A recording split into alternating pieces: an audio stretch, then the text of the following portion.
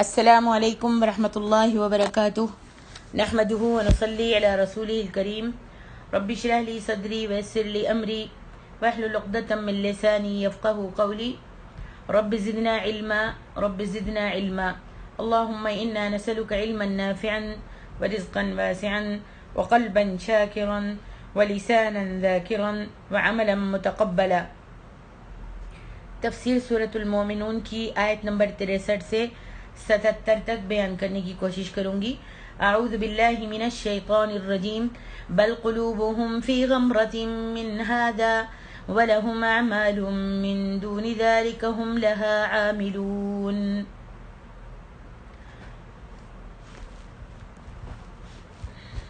بلکہ اس بات سے تو ان کے دل سخت غافل ہیں، اور اس غفلت کے علاوہ ان کے اور بھی کئی برے اعمال ہیں جو وہ کر رہے ہیں۔ یعنی ہر انسان کے اعمال، افعال، اقوال، حتیٰ کہ دل کے خیالات اور دل میں پیدا ہونے والے وسواس اور ارادے بھی ساتھ کے ساتھ ریکارڈ ہو رہے ہیں۔ قرآن کی تصریح کے مطابق یہ قلم بند ہونے والے دو معزز فرشتے ہوتے ہیں، ایک انسان کی دائیں طرف اور دوسرا بائیں طرف۔ پھر ان کی ڈیوٹیاں بھی فجر اور عصر کے وقت بدلتی رہتی ہیں۔ موجودہ دور کی سائنسی ایجادات نے اس حقیقت کو بہت حد تک قریب الفہم بنا دیا ہے کہ یہ باتیں خود بخود کس طرح ریکارڈ میں آ جاتی ہیں۔ گویا ہر شخص کی زندگی کی مکمل ہسٹری شیٹ اللہ کے ہاں موجود رہتی ہے، اور اس کی خصوصیت یہ ہے کہ اس میں نہ تو کوئی چھوٹی سے چھوٹی بات قلم بند ہونے سے رہ جاتی ہے، اور نہ ہی اس میں کوئی غلط اندراج ہو سکتا ہے۔ یعنی فرمائے کہ یہ نہیں ہو سکتا کہ کسی کو اس کے کام سے کم اجر ملے، نہ یہ کہ اس کے گناہ سے زیادہ اس کو سزا ملے، یا کسی کا جرم کسی دوسرے کے کھاتے میں چلا جائے۔ غرض یہ کہ کسی طرح کی زیادتی اور حق تلفی ممکن ہی نہیں۔ حتی اذا اخذنا مترفیہم بالعذاب اذا هم یجأرون لا تجأروا اليوم انکم منا لا تنصرون قد كانت آیاتی تتلى علیکم فکنتم على اعقابکم تنکصون مستكبرین به سامرا تهجرون افلم يدبروا القول ام جاءهم ما لم يأت آباءهم الأولين۔ یہاں تک کہ جب ان کے عیاش لوگوں کو عذاب میں پکڑ لیں گے تو اس وقت وہ چلانا شروع کر دیں گے۔ ہم کہیں گے آج چلاؤ نہیں، ہماری طرف سے تمہیں کوئی مدد نہیں ملے گی۔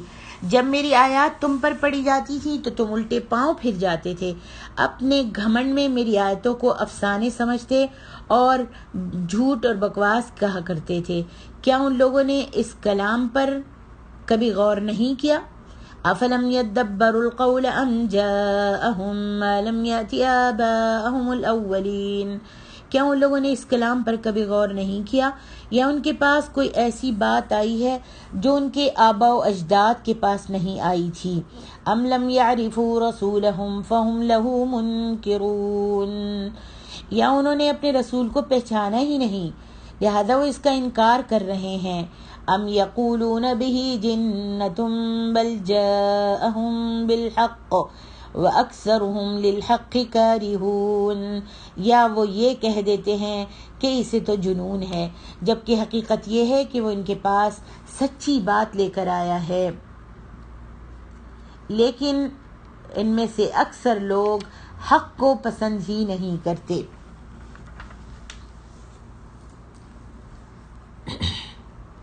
یعنی یہ بات ان کے ذہن میں آتی ہی نہیں کہ ان کی پوری ہسٹری شیٹ ساتھ ہی ساتھ تیار ہو رہی ہے، لہٰذا وہ اپنی دنیا کے دوسرے کاموں میں ہی ایسے منہمک اور مگن ہیں کہ انہیں اس نامہ اعمال اور اس کی بنا پر آخرت کی باس پر اس کا آخرت کی پوچھ گچھ کا خیال تک نہیں آتا۔ جب عذاب الہی آتا ہے تو وہ واہ ویلا چیخ پکار کرنے والے بھی وہی لوگ ہوتے ہیں جو آسودہ حال اور بڑے اور چودھری چودھری ٹائپ کے ہوتے ہیں۔ یہی لوگ نبیوں کی تکذیب، انہیں ایذائیں پہنچانے اور عوام کو اللہ کی راہ سے، اللہ کے راستے سے روکنے میں پیش ہوتے ہیں، آگے ہوتے ہیں۔ اور عذاب نازل ہونے پر چیخنے چلانے والے بھی یہی ہوتے ہیں۔ حالانکہ جب عذاب آ جاتا ہے تو پھر چیخنے اور چلانے یا فریادیں کرنے کا کوئی موقع باقی ہی نہیں رہتا، نہ ہی کوئی طاقت انہیں اللہ کے عذاب سے بچا سکتی ہے۔ یہ عذاب دراصل ان کے اپنے ہی اعمال کی شامت کا نتیجہ ہوتا ہے۔ انہیں جب اللہ کی آیات سے نصیحت کی جاتی ہے اور برے انجام سے ڈرایا جاتا ہے تب تو وہ ایسی باتوں کو سننا بھی گوارا نہیں کرتے تھے، اور اب جب سر سے پانی چڑھ گیا تو پھر انہوں نے چیخنا چلانا شروع کر دیا۔ لیکن اب چیخنے اور چلانے کا کیا فائدہ ہو سکتا ہے؟ اس آیت میں مستکبرین بہ سامرا تہجرون، سمر کے معنی رات کے وقت سونے سے پیشتر ایک دوسرے سے قصے کہانیاں بیان کرنا تاکہ ان قصے کہانیوں میں محو ہو کر نیند آ جائے۔ یہ قصے یا افسانے یا کہانیاں محض دفع وقتی یا خوش وقتی کے لیے سنے اور سنائے جاتے ہیں، یعنی وقت کو پورا کرنے کے لیے، وقت کو ضائع کرنے کے لیے کہ وقت پاس ہو جائے، اس کے لیے خوش وقتی کے لیے سنائے جاتے ہیں۔ ان کا اور کچھ مقصد نہیں ہوتا۔ دیہاتوں میں آج بھی یہ دستور ہے کہ بڑے لوگ چھوٹوں کو کوئی بھوت پریت یا ایسی دوسری کہانیاں سناتے ہیں۔ آج ہم قصے اور کہانیاں تو نہیں سناتے شہروں میں رہنے والے، لیکن وہ راتوں کو فلمیں لگا کر اور ڈراموں کی کہانیاں دیکھنے بیٹھ جاتے ہیں۔ اور مکہ میں بھی یہی دستور تھا۔ اور ہجر کے معنی بیماری، نیم بے ہوشی یا نیم غنودگی کی حالت میں محمل سی باتیں کرنا یا بڑبڑانا۔ تہجرون ہجر کے معنی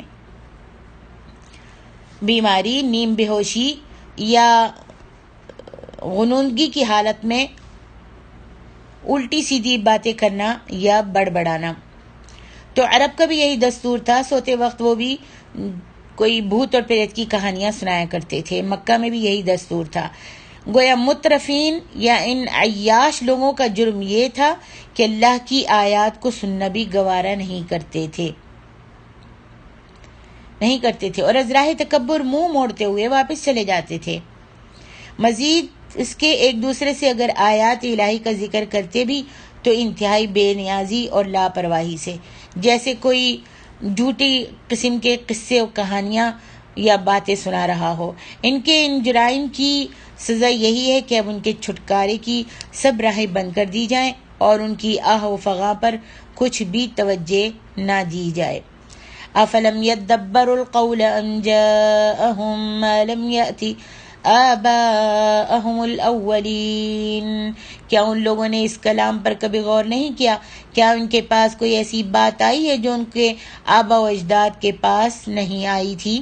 یعنی اگر لوگ قرآن اور اس کی آیات میں غور کرتے تو انہیں بآسانی معلوم ہو سکتا تھا کہ اس میں وہی باتیں مذکور ہیں جو پچھلے تمام انبیاء کی تعلیم رہی ہے اور جنہیں ان کے آبا و اجداد بھی سنتے رہے ہیں۔ یہ کوئی نئی تعلیم تو ہے نہیں، پھر آخر ان کے اس طرح بدگنے کی کیا وجہ ہے؟ بلکہ اگر وہ سنجیدگی سے اس میں غور کرتے تو انہیں یہ خوب معلوم ہو جاتا کہ یہ کلام طعن و تشنیع کے نہیں تعریف کے لائق ہے، طعن و تشنیع کے لائق نہیں بلکہ تعریف کے قابل ہے، جس میں سراسر حکمت بھری ہوئی ہے اور کلام بھی نہایت فصیح اور بلیغ ہے۔ اللہ کی آیات سے بدکنے کی دوسری وجہ یہ ہو سکتی تھی کہ وہ اپنے اس رسول سے پوری طرح متعارف نہیں ہوئے تھے، اور جب وہ یہ باتیں اچھی طرح جانتے تھے کہ اس کی زندگی پہلے ہی سے ابتدا ہی سے بے داغ رہی ہے، نبوت سے پہلے ہی بے داغ رہی، اس نے کبھی جھوٹ نہیں بولا، کسی انسان سے سبحان اللہ انہوں نے فریب نہیں کیا، کبھی کسی کی امانت میں خیانت نہیں کی، نہ کبھی وعدہ خلافی کی ہے، نہ کسی سے کبھی وہ الجھے ہیں، تو کیا وہ شخص جو کسی انسان سے کبھی جھوٹ نہیں بولتا وہ اللہ پر جھوٹ بول سکتا ہے کہ اس نے مجھے رسول بنایا ہے اور اللہ کے نام پر تمہیں فریب دے سکتا ہے؟ انکار کی ایک تیسری وجہ یہ بھی ممکن ہے کہ ام یقولون بہ جنۃ بل جاءہم بالحق واکثرہم للحق کارہون۔ انکار کی ایک تیسری وجہ یہ بھی ممکن ہے کہ یہ لوگ اپنے رسول کو دیوانہ سمجھ کر اس کی باتوں کو اعتبار کے قابل ہی نہیں سمجھتے۔ اگر وہ اسے دیوانہ کہہ بھی دیں تو ان کے دل ہرگز اس بات کو تسلیم نہیں کرتے۔ چنانچہ جب دعوت توحید کا چرچا عام ہونے لگا تو قریشی سرداروں کو بہت فکر لاحق ہوئی۔ وہ اس دعوت کو روکنے کے لیے مشورے کی خاطر ولید بن مغیرہ کے پاس جمع ہوئے۔ ولید بن مغیرہ ابو جہل کا چچا تھا اور حرب بن امیہ کی وفات کے بعد قریش کی سیادت اسی کے ہاتھ میں تھی۔ ولید بن مغیرہ ایک سمجھدار آدمی تھا۔ کہنے لگا اس سلسلے میں اپنی اپنی تجاویز پیش کرو۔ انہی پیش کردہ تجاویز میں سے ایک سردار نے یہ تجویز بھی پیش کر دی کہ ہم لوگوں سے کہیں گے کہ وہ تو ایک مجنون آدمی ہے۔ یہ سن کر ولید بن مغیرہ کہنے لگا اللہ کی قسم وہ دیوانہ نہیں ہے، ہم نے بہت دیوانوں کو دیکھا ہے اور بار بار دیکھا ہے، اس کے اندر نہ دیوانوں جیسی دم گھٹنے کی کیفیت ہے، نہ الٹی سیدھی حرکتیں کرتا ہے اور نہ ہی ان جیسی بہکی باتیں کرتا ہے۔ الرحیق المختوم۔ نیز رسول اور مجنون میں فرق کے لیے انسان اگر غور کرے کہ رسول اور مجنون میں کیا فرق ہے تو صاف پتہ چلتا ہے کہ اس کی وہ فصیح و بلیغ اس کا کلام اور جو آج تک کوئی کلام بنا نہیں سکا، ایسا کلام جو اللہ تعالیٰ نے اس پر اتارا ہے، اور وہ ایک امی جو پڑھا ہوا بھی نہیں لیکن ایک ایسا کلام سناتا ہے کہ اگر کافر بھی سنتے ہیں تو وہ جی اٹھتے ہیں اور ان کے دل جو ہیں اللہ سے ڈر اور کانپ جاتے ہیں۔ لیکن مجنون کی حرکتیں تو عجیب ہی ہوتی ہیں، الٹی سیدھی حرکتیں کرتا ہے، الٹا سیدھا کلام بولتا ہے، الٹی سیدھی باتیں کہتا ہے۔ پھر جب یہ سب باتیں ناممکن ہیں تو اس کا نتیجہ یہی نکلتا ہے کہ جو دعوت یہ رسول پیش کر رہا ہے وہ حق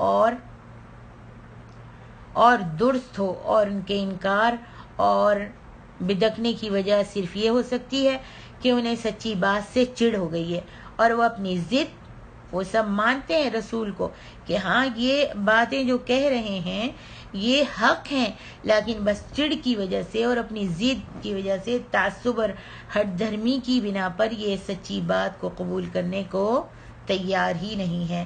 اللہ تعالیٰ نے فرمایا وَلَوِ اتَّبَعَ الْحَقُّ أَهْوَاءَهُمْ لَفَسَدَتِ السَّمَاوَاتُ وَالْأَرْضُ وَمَنْ فِيهِنَّ بَلْ أَتَيْنَاهُمْ بِذِكْرِهِمْ فَهُمْ عَنْ ذِكْرِهِمْ مُعْرِضُونَ۔ اور اگر حق ان کی خواہشات کی پیروی کرتا تو یہ زمین و آسمان اور ان میں جو بھی کچھ ہے ان سب کا نظام برہم ہو جاتا، بلکہ ہم نے انہی کے لیے ذکر یعنی قرآن دیا ہے، مگر وہ اپنے ذکر سے ہی منہ موڑ رہے ہیں۔ اگر اللہ تعالیٰ کے احکام عام لوگوں کی خواہشات کے مطابق نازل ہوں اور اللہ تعالیٰ لوگوں کی خواہشات کے مطابق احکام نازل کر دے تو اللہ تعالیٰ مالک و مختار کہاں رہ جاتا ہے؟ اگر لوگوں کی خواہشات کے مطابق اللہ رب العالمین احکام نازل کر دے تو اللہ رب العالمین مالک و مختار کہاں بن گیا، کہاں رہ گیا؟ پھر تو وہ مالک و مختار ہی نہیں رہا۔ اس صورت میں تو اللہ تعالیٰ معاذ اللہ بندوں کے ہاتھوں میں کٹ پتلی بن گیا۔ پھر خواہشات بھی ہر شخص کی الگ الگ ہیں اور ایک دوسرے کی خواہشات سے ٹکراتی ہیں۔ اس بات کو ایک سادہ سی کہانی سے بخوبی سمجھا جا سکتا ہے۔ کہتے ہیں کہ ایک آدمی کی 2 بیٹیاں تھیں۔ اس نے اپنی ایک بیٹی کا نکاح ایک زمیندار لڑکے سے کر دیا اور دوسری لڑکی کا نکاح ایک کمہار سے کر دیا۔ ایک دفعہ وہ اپنی بیٹیوں سے ملنے کے لیے گیا۔ پہلے بڑی بیٹی کے ہاں گیا تو وہ کہنے لگی ابا جان کافی عرصے سے بارش نہیں ہو رہی، فصل کو پانی کی شدید ضرورت ہے، آپ اللہ سے دعا کر دیجئے کہ وہ رحمت کی بارش برسا دے، ورنہ اگر فصل نہ ہوئی تو ہم تو بھوکے مر جائیں گے۔ اس نے بیٹی سے دعا کا وعدہ کیا کہ ہاں میں ضرور دعا کروں گا۔ پھر دوسری بیٹی کے ہاں گیا تو وہ کہنے لگی ابا جان ابھی ہم نے برتنوں والا آوا چڑھایا ہے، آپ اللہ سے دعا کر دیجیے. کچے مٹی سے وہ برتن بناتے تھے تو ہم نے وہ آوا چڑھایا ہے. آپ اللہ سے دعا کر دیجئے کہ ابھی کچھ مدت بارش نہ ہو. اگر بارش ہو گئی تو ہمارا بہت نقصان ہو جائے گا. وہ اس کی بات سن کر کہنے لگا یا اللہ جیسی تیری مرضی ہے ویسے ہی کر. اپنے کاموں کو تو ہی بہتر جانتا ہے. اب اگر مشرکوں کی خواہش کی اتباع کی جائے تو ان کی تو یہ خواہش ہے کہ ان کے معبودوں کو تصرف امور میں شریک سمجھا ہی نہ جائے بلکہ بنا بھی دیا جائے. اب بتائیے کہ اس صورت میں یہ نظام کائنات ایک ساتھ بھی قائم رہ سکتا ہے؟ ایک منٹ بھی قائم رہ سکتا ہے؟ ایک گھر میں 2 منتظم یا ایک مملکت میں 2 بادشاہ کبھی سما سکتے ہیں؟ کبھی نہیں سما سکتے. تو کیا اس کائنات میں مشرکوں کے سینکڑوں خداؤں کی خدائی سے کائنات کا نظام ایک منٹ بھی چل سکتا ہے؟ حق صرف اس لیے حق ہے کہ لوگ اس کی اتباع کریں، نہ یہ کہ حق لوگوں کی خواہشات کی اتباع کرنے لگے. اگر بفرض محال ایسی صورت ہو تو کوئی بات بھی حق نہیں رہے گی.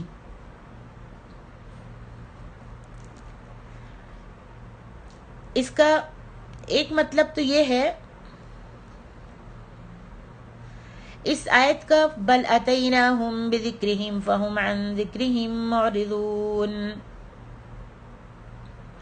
اس آیت کا ایک مطلب تو یہ ہے کہ ہم نے ان کی طرف قرآن اس لیے نازل کیا تھا کہ وہ ہدایت حاصل کرتے. جیسا کہ کفار مکہ کہا کرتے تھے کہ اگر ذکر ہماری طرف نازل کیا جائے تو ہم یقیناً دوسری سب قوموں سے زیادہ ہدایت یافتہ ہو جائیں گے. پھر جب ذکر ان کے پاس آ گیا تو بجائے اس کے کہ اسے قبول کر لیتے اس سے اعراض کرنے لگ گئے. دوسرا مطلب یہ ہے کہ یہاں ذکر سے مراد عز و شرف ہے اور یہ معنی بھی اکثر مفسرین نے اختیار کیا ہے. یعنی ہم نے یہ ذکر تمہاری ہی زبان میں نازل کیا تاکہ تم اسے خوب سمجھ سکو. پھر رسول نے تمہیں واضح طور پر بتا دیا کہ اگر تم اس کی تعلیم پر عمل کرو گے تو تم عرب و عجم کے حکمران بن جاؤ گے.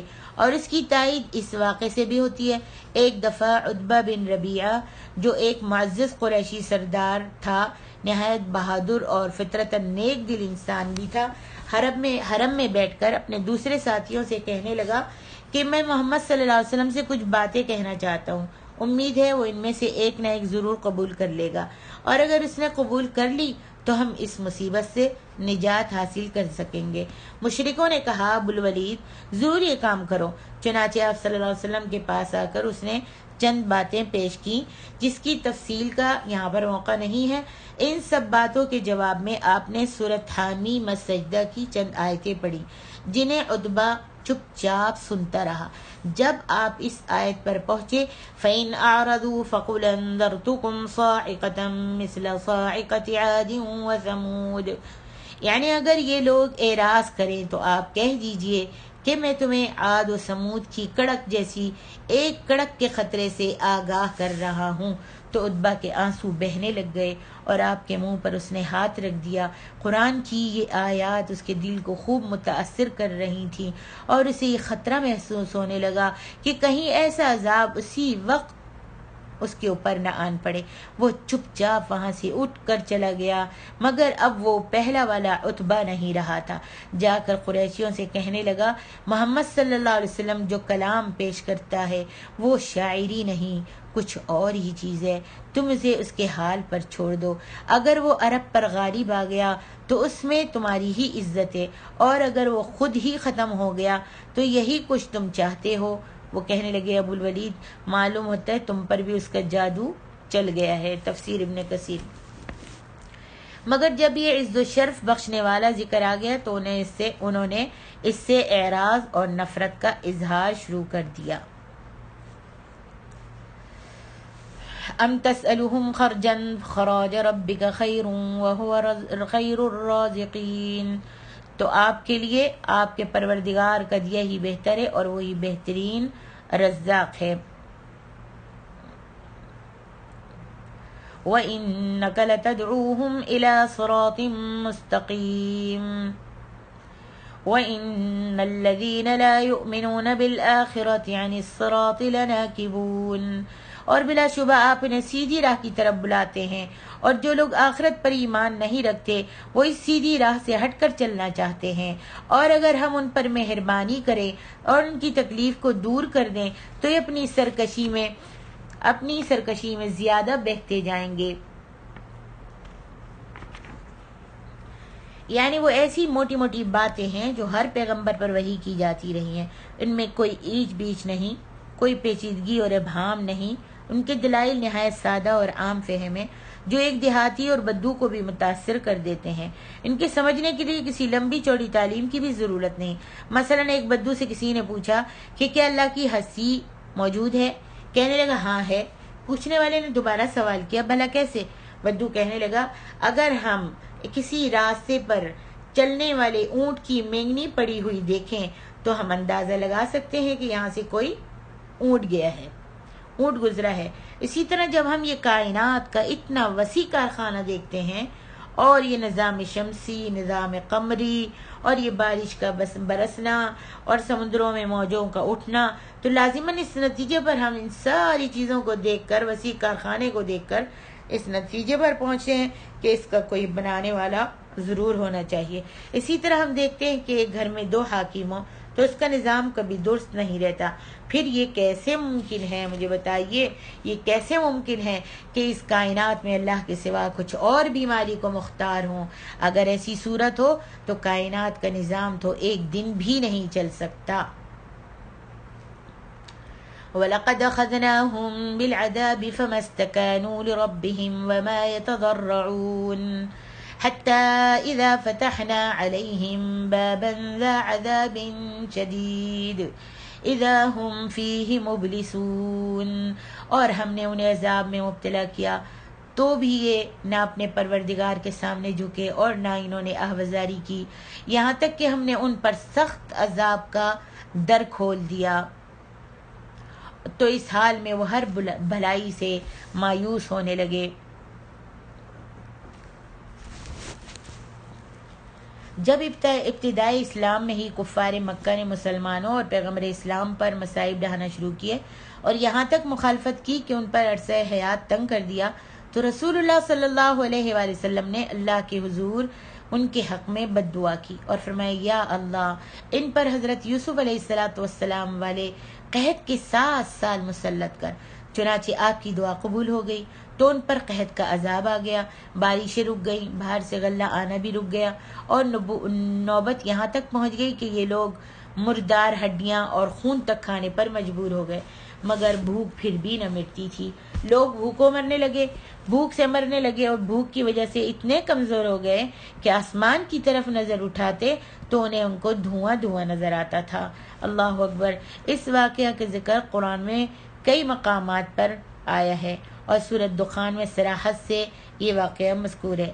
بالآخر ابو سفیان جو تھا آپ کی خدمت میں حاضر ہو کر کہنے لگا تم تو رشتہ جوڑنے کی تاکید کرتے رہتے ہو نا، تم تو صلہ رحمی کی تاکید کرتے ہو، اور ہم تمہاری ہی برادری ہو کر بھوکے مر رہے ہیں، تم صلہ رحمی کی تلقین کرتے ہو اور رشتوں کو جوڑنے کی تاکید کرتے ہو، اور تم تو صلہ صفائیاں کراتے ہو، تو ہم بھی تو تمہاری برادری ہیں، بھوکوں مر رہے ہیں، ہمارے لیے اللہ سے رحم کی دعا کر دیجئے، اللہ سے رحم کی دعا کر دیجئے۔ چنانچہ ہمارے نبی صلی اللہ علیہ وآلہ وسلم نے دعا فرمائی اور اللہ نے رحم کر دیا، بارشیں بھی شروع ہو گئیں، باہر سے غلہ آنا بھی شروع ہو گیا، اور ان کے اوپر پھر دوبارہ سے اچھے دن آ گئے۔ پھر کفار مکہ سب باتیں بھول گئے اور پھر پہلے کی طرح مسلمانوں کو دکھ دینا شروع کر دیا۔ سخت عذاب سے مراد وہ مار ہے جو کافروں کو مسلمانوں کے ہاتھوں پر پڑتی رہی اور جس کا آغاز غزوہ بدر سے ہوا تھا۔ مبلسون، لفظ مبلسون آیا ہے اس آیت میں، اور بلس کے معنی غم کی وجہ سے سخت مایوس ہو جانا یا سخت مایوسی کی وجہ سے غمگین ہونا، پھر اسی مایوسی کی بنا پر غصے سے بھڑک جانا۔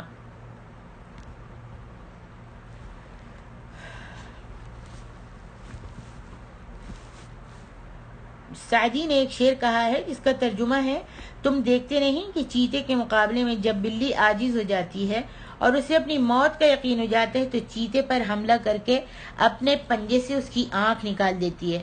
یعنی ان کافروں کی یہ حالت ہے کہ جو انہیں مار پڑتی ہے اور انہیں اپنی کامیابی کے امکان ختم ہوتے نظر آتے ہیں، تو بجائے اس کے کہ وہ سیدھی راہ اختیار کرے، مزید وہ آگ بگولا ہو جاتے ہیں اور دوسری اقوام اور دوسرے مشرک قبائل کو اپنے ساتھ ملا کر اجتماعی طور پر مسلمانوں پر حملہ آور ہو کر انہیں صفحہ ہستی سے مٹا ڈالنے کی کوشش کرنے لگتے ہیں۔ السلام علیکم ورحمۃ اللہ۔